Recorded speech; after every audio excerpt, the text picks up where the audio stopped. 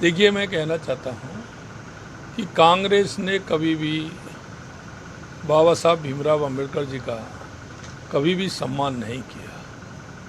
कांग्रेस ने बाबा साहब को जितना अपमानित किया, कांग्रेस पूरी तरह से जानती है। माननीय गृह मंत्री अमित शाह जी ने जब ये सारी बातें रखी हैं और उन्होंने बताया, तो कांग्रेस उससे तिलमिला गई है।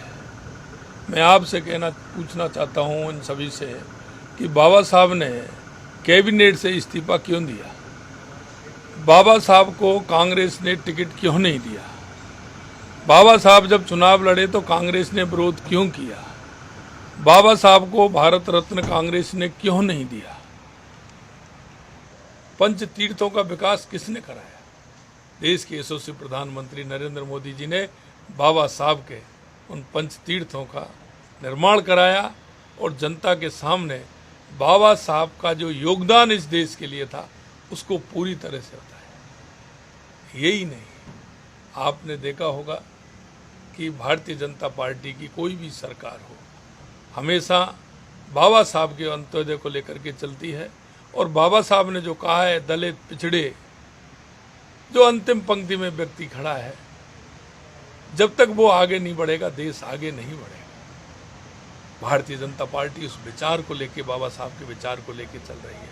और आपने देखा होगा, एक दलित परिवार से आने वाले एक ऐसे व्यक्ति को राष्ट्रपति बनाने का काम किया। आदिवासी वाली हमारी बहन द्रौपदी मुर्मू जी को राष्ट्रपति बनाने का काम किया। कांग्रेस को ये बातें सभी ठीक नहीं लग रही हैं और माननीय गृह मंत्री जी ने जो सारी बातें कही हैं, कांग्रेस उससे तिलमिला गई है। इसके लिए वो इस तरह से काम कर रही है।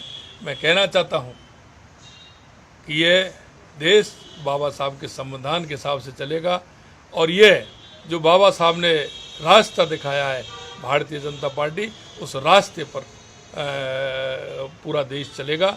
और हम जो अंत्योदय की परियोजना को लेकर चल रहे हैं, माननीय नरेंद्र मोदी जी के नेतृत्व में उस अंत्योदय की परिकल्पना को लेकर के, उनको लेकर के हमारी सरकार चलेगी।